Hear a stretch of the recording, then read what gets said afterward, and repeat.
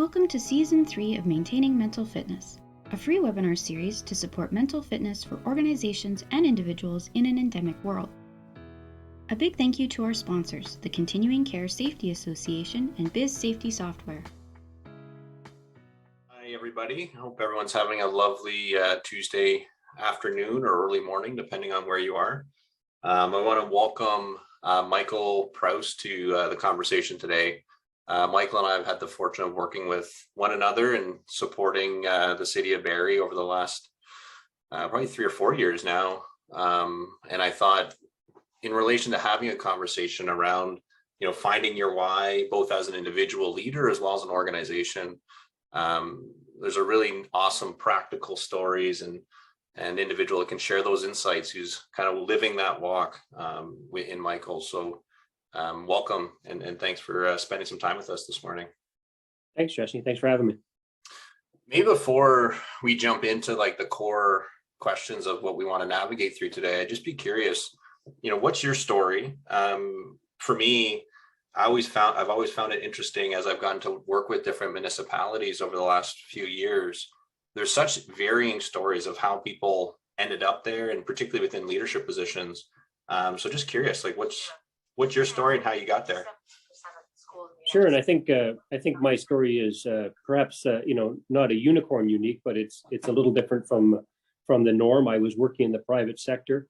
I was an elected official in Barrie, sitting on Barrie City Council for just shy of 14 years, and our chief administrative officer had announced that she was retiring, and we were starting the search for the next leader of the organization. And some mentors and peers of mine suggested that that's something that I should do. And I kind of paused because I hadn't really considered it. And then I thought, you know what? We spent 10 years really planning for the future of Barrie, the growth that's gonna come and unfold. I wanted to be part of that in a more meaningful way, sort of on the management side, and threw my hat in the ring. And after about a 9-month recruitment process and I guess many interviews, I ended up being the successful candidate, and that was 5.5 years ago. Cool. So I think I would imagine in that 10-year strat plan, or even the 5-year one when you first started, you had a pandemic and financial crisis and global war, all the part of that whole thing. But jokingly, I'm curious, like with so much of that evolving and changing, over the last year or few years, what's something that's really stuck out to you as you kind of maybe were where you thought you were starting versus where you are now? Well, I suppose there's a couple of things. You missed a tornado, by the way. Oh, that's right. We were blessed with a tornado, and knock on wood, we had no fatalities. But in the midst of a pandemic, we were able to enjoy a tornado as well. So we've had the locust, the pestilence, the plagues. So it's been an interesting time in the city of Barrie, but we are stronger than we've ever been. So the community continues to answer the bell. I think for me, one of the things that I have come back to really embrace is the power of curiosity, and how well that can serve us as an organization, as individuals, as leaders at any level. Because I think it is so powerful that it sort of level sets everything, takes out anxiety, takes out fear, can take out resistance to change. If you can really, yourself first and foremost, but then get your team to embrace some level of curiosity, it really changes the landscape. Was there something in particular that had you notice that pause of, my experience with you over the last number of years is you've always had some level of curiosity for sure, but I'm curious as to what is it that's like really jumping out as that being the thing that sticks out for you? Yeah, I think as I sort of started to understand the bureaucrat side of the municipal world in a more meaningful way, it was quite evident that there is some resistance to change, which is inherent. When local government fails, we do so very publicly. If we're successful, there are no parades, there's no ticker tape. It's an expectation that you simply executed on what was to be an expectation anyway. But if you fail, it's a very public process, and I think as I've worked with the team here at the City of Barrie, I've started to recognize that there is that inherent fear of public failure, and it's very healthy, and it lives. And I think how you address that and overcome that is one of the challenges that I took on when I joined here. And for me, part of that embracing curiosity allowed us to balance off against the fear of public failure. And I would imagine, like, within that, like, fear and pressure, I could appreciate at times it might be hard to stay true to who you are or what's important to you, which is kind of like your values and such. So I'm just curious, how would you do that? Or I guess maybe first to start off, are there particular values that stick out to you that allow you to navigate, those things and keep that true sense of self? Yeah, I think the values that I adopted for my time here, Jesse, probably landed on them about 3 to 6 months after I was sort of in the role, and they have stood the test of time. They haven't changed. I messaged them slightly different, but for me, when I looked at the organization about where we were going, and how we were going to get there, it was all around innovation, customer service, and the last piece, which is probably the most important piece for me, which is openness. And that is really a true culture of two-way dialogue, where you can share your ideas, your resistance, your fears, have an open discussion around that, and then agree on a course and then embrace it. But customer service, innovation, and openness are three of the core values that I continue to try to impart on the organization. I know it's a big question, and around so how do you bring those into day to day within your leadership? Because I think it's so critical to live those values within, because we sometimes try to separate, I'm a leader and I'm Michael, and it's really just one thing. Yeah. So how do you bring that in, and maybe you can think about it within how you show up to stuff for yourself or the team or even the organization? How do you kind of bring that into the day to day?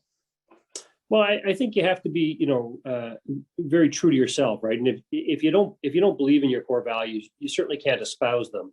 And people are not going to buy into somebody who is not real and legitimate. So for me, those are the three most important things that we can do in any given day, any given week, any given month. And those are the things I focus on. When we're talking about our services, how we provide them, who's going to provide them, should we provide them, the customer at the center of them is how I approach them.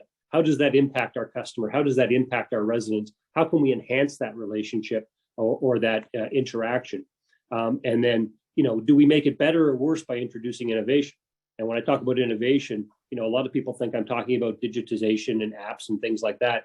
And for sure, we're spending lots of money on those types of things. But to me, the truest form of innovation, as I continue to tell my teams, is it's a mindset. It's asking yourself how you're doing things. Is that the optimal way of doing things? Simply because we've done it that way for 20 or 30 years, do we continue to do it that way? Or do you put up your hand and say, hey, I think I have a better idea? And then that, to me, feeds into openness, which is you need to be fearless to question the processes that we follow today. And you need to be fearless to try something and fail fast and come back and say, listen, we thought it was going to be better. It isn't. Now we're going to try something else. So those three things, to me, I think I sort of see them in a pyramid because no one of them is more important than the other two. And they certainly would not survive, in my mind, in isolation. And then when you think about bringing those to, say, the organization as a whole, have you had any experience in trying to make that connection felt or develop that shared belief in those values, all the way, it's one thing with your executive team, but I'm thinking also all the way down to staff members who are just showing up? Is there anything that you found to particularly create that movement forward to anchoring and connecting that experience? Certainly. When I got here, I think, two things crossed my mind. One was around my core values and how important I thought they could be to the organization. And the second one was, to be honest, I didn't think the organization and the staff were as excited about the opportunity in the city as I was. And that caused me to sort of scratch my head a little bit and wonder, why do they not see this fantastic opportunity where a community that has grown by 150,000 people in the last 60 years is now going to grow by 150,000 more people, and we're going to do it in about 2 decades. And what does that look like as a community? What does that look like as an organization and as an employer? And how does that reflect on the employees? And what's their stake in that? And what's their role? Are they simply drones showing up for work every day, or do they have a meaningful input into the community? And the answer is they do have a meaningful input into the community. And I wanted them to see that. So immediately, really, not long after taking the job, I approached HR about joining in the new employee orientation. We run it about every 6 weeks. Sometimes it's a small group of 6 or 8 people, and sometimes it's 30 or 40 people. And these are all the brightest and the best that we've just brought in for all types of roles, whether it be unionized, non-unionized, seasonal, students. Any employee who's joining the City of Barrie is subjected to about 12 minutes with Michael Prowse. I do it live. I drop into the orientation sessions. I think that there's value in me carving out that time, spending it with them, and giving them how I see it. And my hope is at the end of the day, certainly that they'll walk away with the core values around innovation, customer service, and openness. But more importantly, I hope that they'll go home at the end of the day just a little bit taller, with a little bit less pressure on their shoulders, and a little bit more pride in what they do and how they do it, and what their future could look like with the city. And I think if I've achieved that in my 12-minute speed round, I think I've accomplished a lot, because they may look at their opportunity with the city in a slightly different vein. And certainly somebody who is engaged and passionate about their job is going to provide customer service that is excellent, is going to embrace innovation, and certainly will espouse the value of openness. Yeah, what resonates with me, and even in my experience of working, with the City of Barrie, but also a number of other municipalities, and what you're saying is it's really this paradigm shift from, I'm a city worker, kind of mailing it in, doing the thing, and I get a nice pension at the end, to having like deep sense of pride and purpose in what is actually happening. Because for me, my experience has been that like the amount of innovation, creativity, dedicatedness, passion that people are showing up inside of the municipal world is I think quite fascinating. And we ultimately jump to things like Google and whatnot as like, hey, this is where you want to be and how to live the best life. But for me, there's something really interesting within a workplace experience at the municipalities. And one thing I'm interested in within that is how do you kind of stay tuned in to what's going to resonate or connect to people's purpose and values with possibly a lot of changing, like not only the things we joked about at the beginning around pandemic and whatnot, but I imagine council comes in and changes things, and even just, the workforce itself changes. I imagine when you started, it probably looked a certain way and now it looks maybe different. So how do you stay like connected and tuned in to either reevaluating how you live and communicate your values, or, so that you ultimately can create that resonation with the people you're supporting? Yeah, and I think that it's a great question, because it is a challenge. There is a lot of white noise in all that we do, and if you're not careful, it can drown out the why. And I think it's important that you surround yourself with people who will give you honest feedback. Are we resonating? Do I need to change the message? I've been delivering a similar message for about 5 years now. And I'm not sure how long I'll be here, but I can imagine I'll be delivering a similar message probably for at least another 5 or 7 years as we start to march towards, that promised land. And it's important that I put it in ways that resonate with people and context that they can appreciate. And it's not always the same message. The goals are almost always identical, but oftentimes we break them up into steps, and our pathway will be different. But we're always marching towards the same goal. And I think, the way you stay grounded is to ask yourself, have we moved the yardsticks? Are we moving towards that? And if you're not, I think that's okay. I think it's okay to say, listen, we went off on a tangent, and we need to level set around, expectations. And certainly for my leadership team, it's something we talk about on a regular basis. Are we designing these things with the customer at the center of them? And if we're not, if we've gone down a rabbit's hole of administrative need, we need to ground that with how it impacts the customer, because new systems being deployed throughout the finance department are really important, and we certainly embrace those things, but we do need to connect it back to our core values and how we're delivering services. If I hear you in what you're saying there, it's really regularly asking yourself, like, why are we doing this? And does this move us towards the customer, the innovation, or the openness, or does it move us away? And I know this is kind of a general question, but how has it been trying to establish that as a regular practice? And the reason I'm asking this is that I find it became real easy to just build the list of tasks and think, oh, I got to get that thing, I got to get that thing. And I would say that's particularly relevant within municipal sector, where, we're being, there are political pressures, there's council agendas and things like that. Plus you need to make sure the garbage is picked up, the roads are plowed, all the things that are supposed to be, like you said, the core services you should be doing. I imagine it can get really tough. Like, what's that journey been like in getting from maybe something that was different to where you're asking yourself on a regular basis, like, is this moving us towards what we care about? Yeah. And I think, life is a negotiation, right? I think, and running an organization, leading in an organization, being part of an organization, it too is a negotiation. Our lists of wants are endless. And the reality is we don't have the resources to deploy nearly what we would like to. So it is a question of that sort of negotiated change. And if we invest in this, does it at least get us part of the way, or is it a stepping stone? If it's not the end goal, if it's not the pot of gold, is it at least a roadmap? And I think when, as a leadership team, when we land on, yes, this moves us in that direction, then we agree on that investment, or we agree on that project.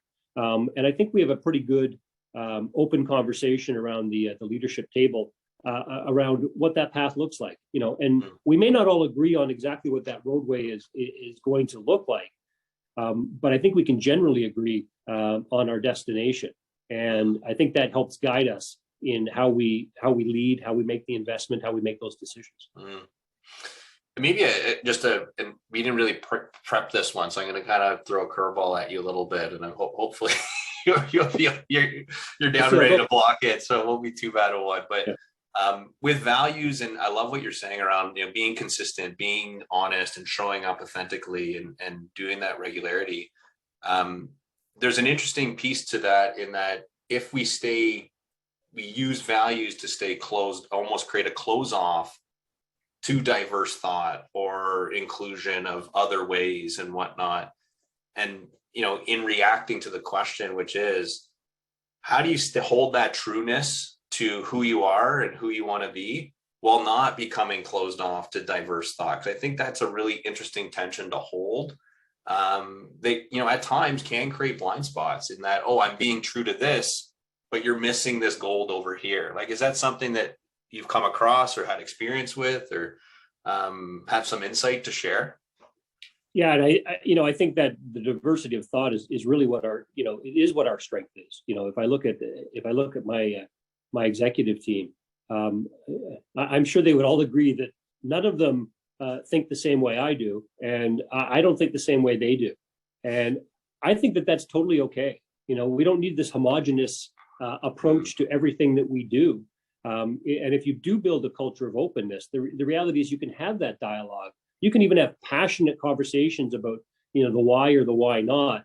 But at the end of the day, it's which path is going to take us faster to the promised land, to that end goal. And for me, predominantly it's around customer service. So if you can show me the path that leads me to better customer service, you'll have my attention all day long. But I'm also very open to the fact that people are individuals. And the way they lead their teams and their groups and deliver projects is not going to be the same way that I would do it.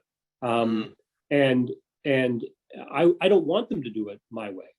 I'm better because of their input. I'm better because they challenge my thought process. And together we do make better decisions. But it does require some faith in each other to be able to have that comfort and security to have a conversation that you may not agree with your boss or your peers. And that's okay, because productive things can come out of that.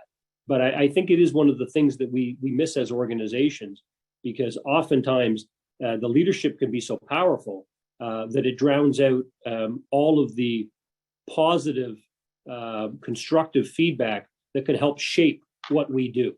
And what I hear within what you're saying is it's again holding that tension of, because without being sure of self, it can be really difficult to then be compassionate or open to other perspectives without it feeling like it's rocking your ship all over the place. And for me, in our time of working together, it's been something that's stuck out so strongly, and that there can be all these moving things, but that sure of self is there. And I know you mentioned that a few years ago, or when you started, you kind of leaned into those 3 core values, and you've mentioned a few times like curiosity as being something that you're really leaning into right now. Would it be too much to say that that's becoming like in that core importance for you in terms of how you show up?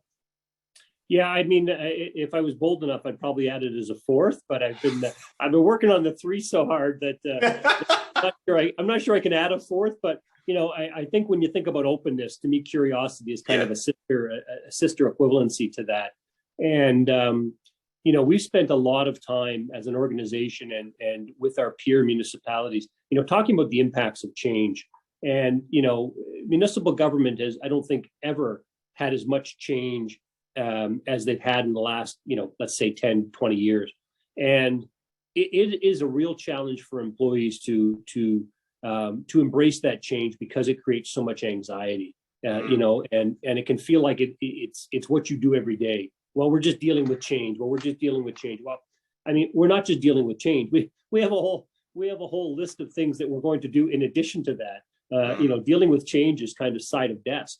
So, developing a tool that allows them to embrace that change for all of its positive aspects, I think is really my goal. So, I may bring it in as a 4th value, but as I said, it's something I've really started to embrace and have worked on messaging with a lot of different groups, because I think it really does help address anxiety and fear of change, and to get people to engage in a very, very meaningful way.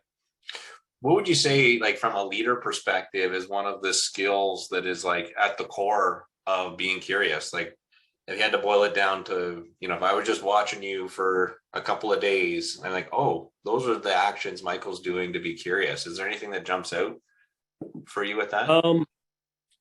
Without any real preparation, I would think it would be the ability to set aside defensiveness. And I think as human beings, we instinctively go to defensiveness whenever we're presented with an issue, a challenge, or in fact, feedback or criticism. And it is very difficult to set that aside because we are hardwired with it. But if you can even just modify it a little bit, curiosity can grow. And if you can't, if you're bound and stuck in the mud with defensiveness, curiosity doesn't stand a chance. I love that I love that. How you responded to the question of and really focusing on self first before even what do I do to the people around me, because I think it just speaks to that importance as a leader in being grounded and working on yourself in order to lead a team and then a group of hundreds of people. With that, it sounds for me very obvious, but maybe I'll ask the question explicitly, like, what's something for you that really has stuck out that is like you're learning, relearning, making the mistake, relearning again, learning again? Like, is there anything in your leadership journey relating to values or otherwise that is really stuck out as that continual thing where you kind of think you got it, oh, you stepped in it again, and you got to keep learning? I think I think the individuality of people, I think is one of the things that I continue to try to reground myself with, which is I'm surrounded with diverse people. How they process things, the speed with which they process things, and what they believe, excuse me, are never the same. And I think that I think that that's actually a good thing. But I think what can happen is you can want to mold people and say, well, wouldn't they be much better if they've got 7 of the 10 things I want, right?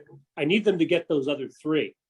But invariably what happens is if either they or somebody else comes in with those other 3, they're missing 3 other components that you really wanted, right? The perfect individual, I think, is yet to be created. And I am far from perfect. So, I think I try to be, really honest with my teams around that. And my expectation is that they be true to themselves. And I try to learn how they're wired, what's important to them, and how that can enhance the team. And that allows me to, I think, help shape them and coach them towards the goal. And it doesn't need to be a uniform approach. It just needs to be a uniform outcome. And that allows, I think, individuals to be individuals. They learn at their own pace. They teach at their own pace. They work at their own pace. And I think trying to have that cookie cutter approach, I think you spend more time on non-value adds if that's your approach, because individuals are just that. They are individuals, and they're not going to conform to some sort of vision of the perfect beast.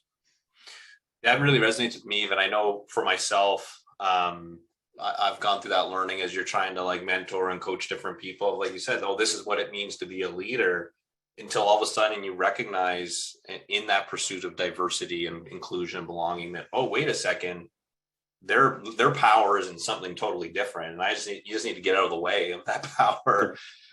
It's such a really fascinating point. And I appreciate you sharing that vulnerability with us, because I think it's a tough thing to learn. I know I am, and I can only imagine in being in such a significant leadership role as yourself, that you can have those biases, or like you said, that defensiveness of like, oh, it's got to go this way, and really constantly challenge yourself on that. But with that, I think we'll wrap up. And I really, really appreciate you taking some time to connect with us today and sharing your insights on, what is it like to lead from the CAO position of a municipality, and how to stay true with yourself and convey that message through the organization. And again, I thank you so much for sharing some of your insights, and hopefully we'll do it again soon in the future. Thanks, Jesse. I appreciate the opportunity. All right. Thank you.